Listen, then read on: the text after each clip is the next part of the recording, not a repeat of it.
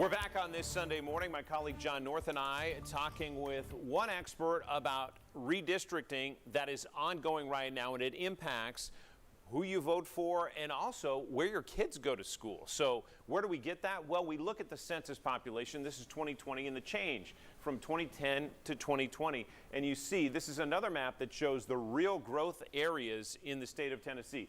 Johnson City, Knoxville, the Chattanooga area, Middle Tennessee, all seeing a spike in population. So that's where we are in 2020, John, but we want to rewind the clock a little bit.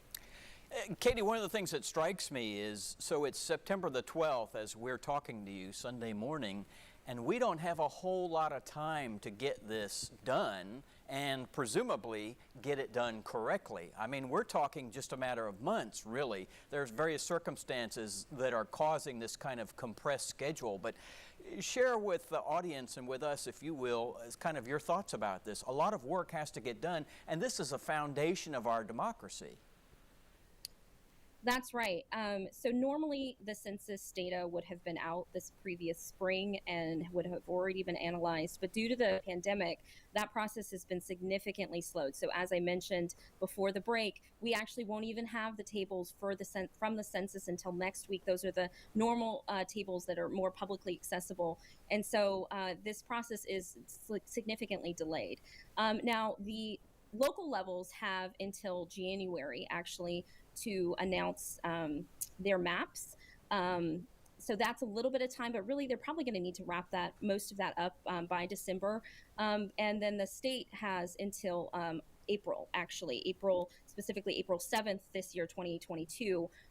That's the last day basically for candidates to file to announce its maps. But it's going to need to finalize that process, I would say, much before then. And so this is a very compressed process, and it's a difficult one because it does require a lot of thoughtfulness and a lot of data.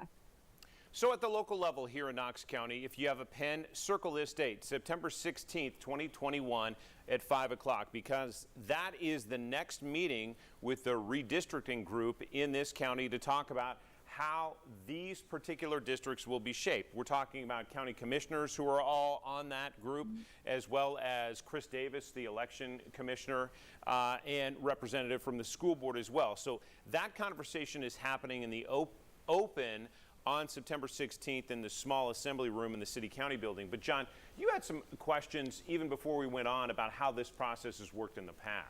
Yeah, I'm just kind of curious and I don't want to necessarily put you on the spot, Katie, but do you have some sort of historical perspective, or are there any lessons that could be learned from the past about how it's been handled in the past? And here's what I mean. I've heard observations made by members of the League of Women Voters who are like, well, we would certainly hope that this is a much more transparent process this time than it was the last time 10 years ago, because they felt like, hey, you know, you didn't really give the people an opportunity to see how you were making the sausage, and it came out tasting really good for some people and not so great for others.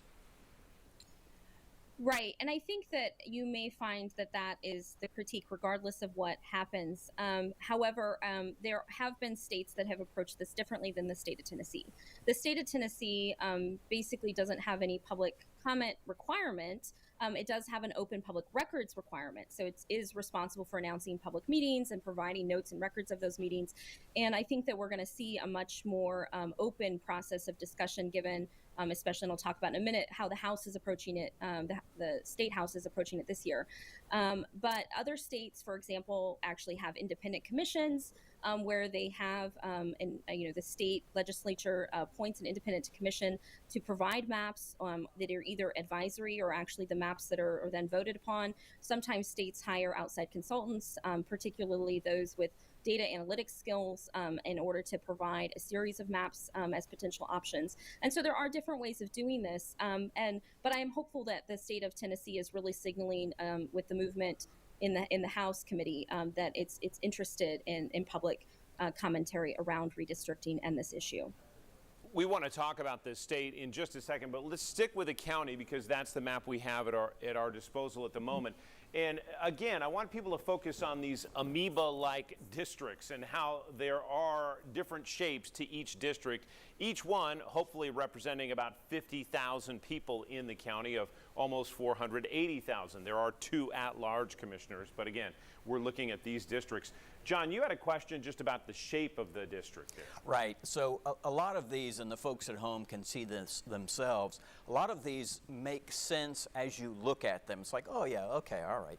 But here is one, and people in District 6, this is City of Knoxville right here, here is one where you're like, District 6, that's kind of interesting, because you've got kind of this, let's spread it out this way approach, and then a little dog leg that kind of goes here. I guess I'm curious, Katie, you probably can't speak specifically about District 6 and what's going to happen, but is this an opportunity for any kind of an adjustment, or is this something where, would you suppose from a political perspective, a lot of people are going to say, we like it just the way it is? And just a quick point, you mentioned it, I misspoke. This is city council districts, not county commission. I just want to make that point for our viewers. My apologies. Katie, go ahead.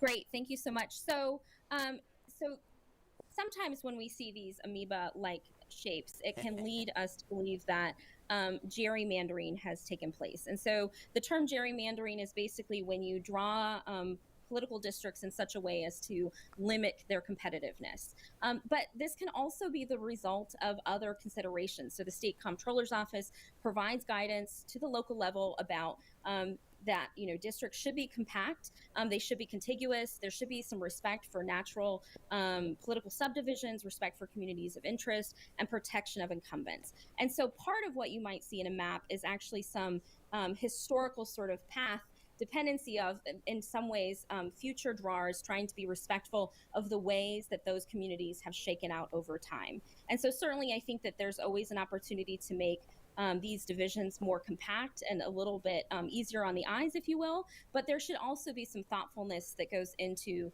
making sure that neighborhoods remain together and representative, and that doesn't necessarily mean perfectly square districts. We're going to take a quick break and come back and talk more about the state level when we come back here on Inside Tennessee with Dr. Katie Cahill at the University of Tennessee's Baker Center.